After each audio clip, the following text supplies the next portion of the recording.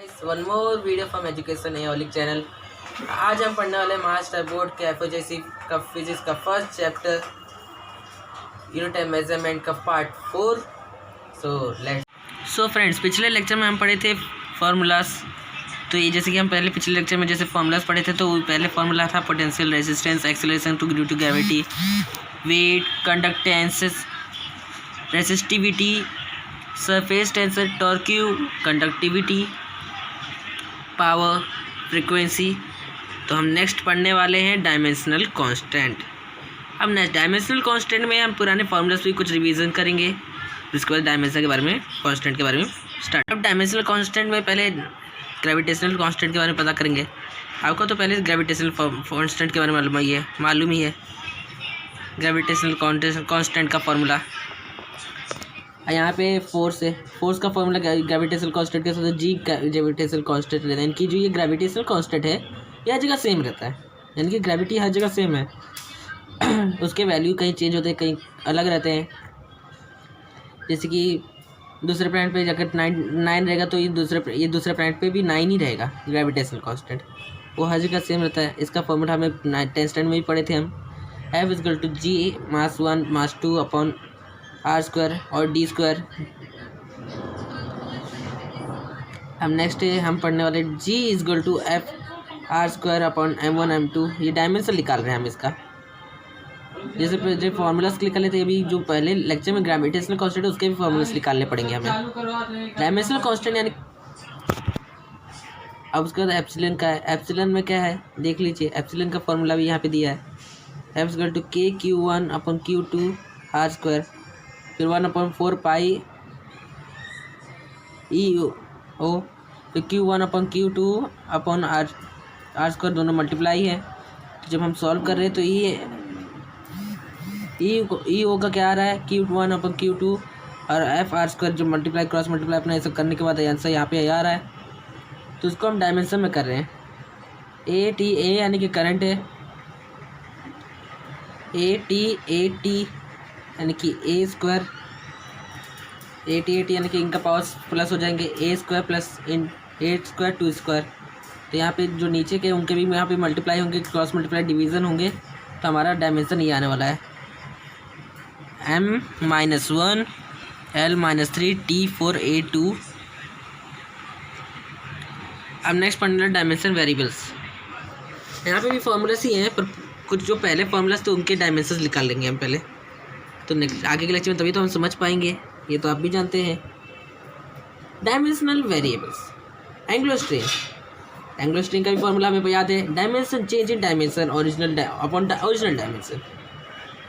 अब यानी कि डेल्टा लेंथ अपॉन डेल्टा, दोनों में डेल्टा पता करना था। तो लेट्स बिगिन। तो डायमेंशनल कांस्टेंट के पाई ई एक्सपोनेंशियल। अब डायमेंशनल फार्मूलाज के बारे में पता करेंगे। अब डायमेंशनल फार्मूलाज के पढ़ने के लिए हमें पहले कुछ पता करने होंगे। The expression which shows how and which of base quantity represent the dimension of a physical quantity is called dimensional formula of the given physical quantity. यानी जो एक्सप्रेशन रहता है जो बताता है बेस क्वांटिटी के डायमेंशन और फिजिकल क्वांटिटी के बताता है। बेस क्वांटिटी जो रिप्रेजेंट करता है डायमेंशन ऑफ फिजिकल क्वांटिटी का, उसे हम डायमेंशनल फार्मूला कहते हैं फिजिकल क्वांटिटी के। जैसे एग्जांपल वॉल्यूम का हम बताए थे, वॉल्यूम का फार्मूला निकाले थे, वॉल्यूम = L स्क्वायर, या स्पीड या वेलोसिटी LT-1, एक्सेलरेशन LT-2 यानी कि लेंथ टाइम (-2), मास और डेंसिटी ml यानी कि मास × L (-3). अब नेक्स्ट तो यहाँ पे फार्मूलाज के बारे में पता कर लिए एग्जांपल्स। हम इक्वेशन देखते हैं।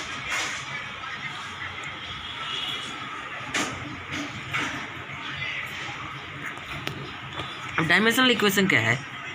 N equation obtain by equating a physical quantity with its dimensional equation of the physical quantity. जो इक्वेशन ऑब्टेन होते हैं by equating a physical quantity से, जो इक्वेशन है ना जो फिजिकल क्वांटिटी से इक्वेट होकर डायमेंशनल इक्वेशन निकलते हैं, उन्हें हम फिजिकल क्वांटिटी के डायमेंशनल इक्वेशन के। यहाँ पे वही दी है, जैसे कि यहाँ पे भी बताया, जो पहले पता किया था वही चीज़ है। उनके शॉर्ट फॉर्म से जो वी एफ पी, जैसे एम एल टी के दिए लेंथ मास टाइम, यहाँ पे उनके फॉर्मूला से power, potential difference, force, speed, volume. Next सबसे main dimensional analysis. Dimensional analysis friends बहुत ज़रूरी है, आप लोग को पढ़ना ज़रूरी है। अब ये ऐसा मेथड ऑफ स्टडिंग है, जो फिजिकल क्वांटिटी के बेसिस पे डायमेंशंस के डायमेंशन एनालिसिस होते हैं। जैसे कि बाकी फिजिकल क्वांटिटी से डायमेंशन एनालिसिस निकलता है, जैसे कि उनके एनालिसिस किया जाता है। जैसे the recognises of concept of dimension which guide the description of physical behaviour is of basic importance as only those physical quantities can be added और subtracted which have some dimensions. जो recognise concept रहते हैं, जो dimension के जो describe करते हैं physical behaviour और उनके फिजिकल क्वांटिटीज़ के बारे में, और उनमें प्लस या माइनस हो रहे हैं उनके डायमेंशन में, उन्हें डायमेंशन एनालिसिस कहते हैं। तो चलो पहले हम देखते हैं क्या हमें पता करना है। अब तो सबसे पहले हमें पता करना होगा checking the dimensional consistency of equation principle of homogeneity. तो ये थ्योरम क्या है? It state that the magnitude of physical quantity may be added together or separated from one another if they have the same dimension. So the principle is extremely useful in checking the correctness of a equation. जो correctness of equation है, हाँ तो आपको main एक चीज़ बता देता हूँ। यहाँ पे ये जो थ्योरम अभी सीखने वाले हैं उससे प्रिंसिपल ऑफ होमोजेनिटी कहते हैं डायमेंशंस के, और इसमें हम क्या करने वाले हैं, डायमेंशन करेक्टनेस पता करने वाले। तो जब फॉर्मूलाज के आगे का जब दो राइट हैंड साइड और लेफ्ट हैंड साइड जब दोनों राइट है तो यानी कि वो डायमेंशन इक्वल है, बराबर है। जैसे एग्जांपल पहला है first, x equal to x0 plus v into t plus half a t square. तो x हमें क्या है, x equal to distance travel, t equal to time, x o equal to starting position, v equal to initial velocity, a equal to acceleration. तो चलो हम find करते हैं dimension of each term. तो यहाँ पे डायमेंशन ऑफ ईच टर्म कर दिया। तो x का क्या था, लेंथ, डिस्टेंस ट्रेवल लेंथ ही होगा, कितना लेंथ हम कितने मीटर की है। फिर यहाँ पे स्टार्टिंग पोजीशन वो भी इनिशियल यानी कि u भी लेंथ में आएगा। v and t velocity into time, तो वेलोसिटी भी स्पीड का, तो एल टी माइनस एल इस to minus 1 into T.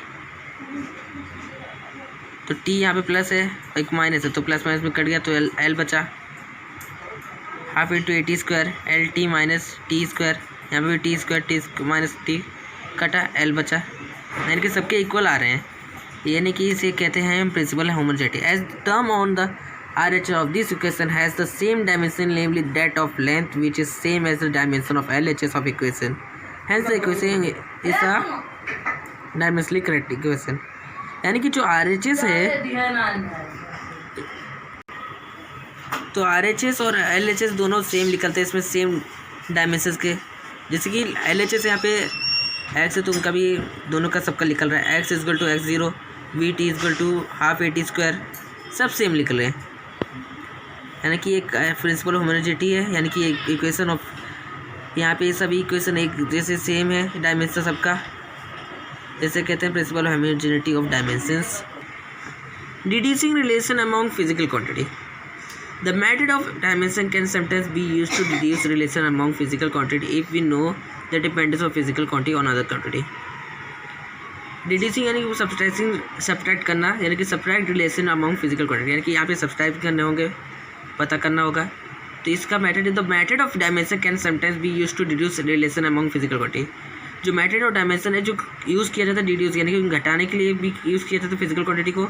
If we know the dependence of physical quantity on other quantity, यानी कि जो डिराइव यूनिट था, हम डिराइव यूनिट का क्वांटिटी का हम पहले पढ़े थे, पिछले फर्स्ट पार्ट में दिया है, आप जाके देख सकते हैं। और एक और चीज़, आप अगर आपने हमारे चैनल को लाइक और सब्सक्राइब नहीं किया तो लाइक एंड सब्सक्राइब जरूर करिए। तो यहाँ पे एक एग्जांपल दिया है, consider a simple pendulum have a bob attached to a string that oscillate under the action of the force of gravity. Suppose that the period of oscillation of a simple pendulum depends on length. एक simple pendulum है जो अपना Bob लगा उसका नीचे है और अपना पेंडुलम ऑस्किलेट कर रहा है, तो उसका हमें पेंडुलम का डिपेंड्स उनके लेंथ पे है और मास ऑफ बॉब के ऊपर है। और एक्सेलरेशन ड्यू टू ग्रेविटी के ऊपर है। तो हम लेट्स बिगिन। तो next, the dependence of time period t on quantity L, G and M may be written as t is equal to, यहाँ तो हम जानते ही हैं t इज इक्वल टू क्या है, t टाइम है और टाइम के फॉर्मूला में आता है k कांस्टेंट होता है, L का पावर हम a लिखेंगे यहाँ पे क्योंकि हमें पता नहीं किसी का, तो L का पावर a लिखते हैं, G का b, M का c पावर में। यहाँ पे k कांस्टेंट है तो यानी कि x y z आज द एक्सपोनेंट, यानी कि हम यहाँ पे x y z एक्सपोनेंट डालेंगे। तो t is equal to L a and L t minus 2 b and M c।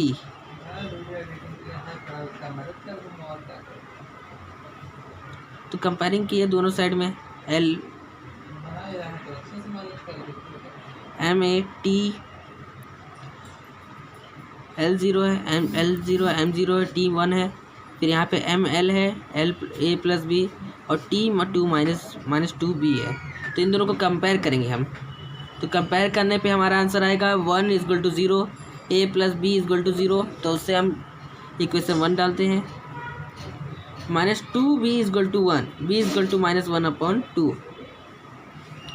तो b का वैल्यू निकल चुका है क्योंकि यहाँ पे माइनस 2 था, माइनस 2 यहाँ पे गया, तो यहाँ का यहाँ पे माइनस यहाँ पे आ गया, तो यानी कि माइनस 1/2। तो b को हम इक्वेशन लेते हैं, अब यहाँ पे इक्वेशन 1 में अपलोड करते हैं इसको, b is equal to minus 1/2। तो उस फॉर्मूला में हम करने के बाद आएगा t is equal to k L power 1/2 g minus 1/2। तो k कांस्टेंट था, k तो अपना वो हो गया कांस्टेंट में रहेगा, L 1/2 प्लस g 1/2, तो दोनों का कट हो गया स्क्वायर में, तो रूट आया k इंटू L/g हमारा वैल्यू आया है, ये हमारा डायमेंशन है।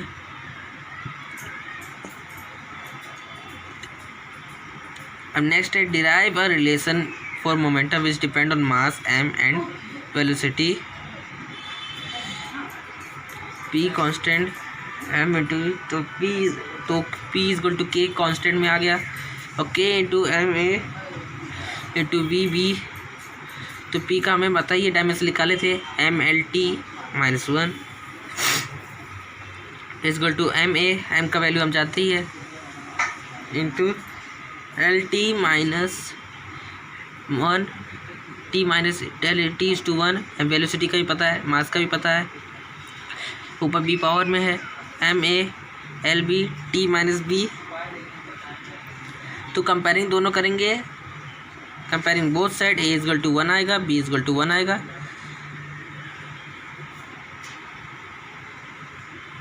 सो p is equal to mv। Thanks for watching. आपने देखा, नेक्स्ट पार्ट में हम आगे कब दिखाएंगे ज़रूर।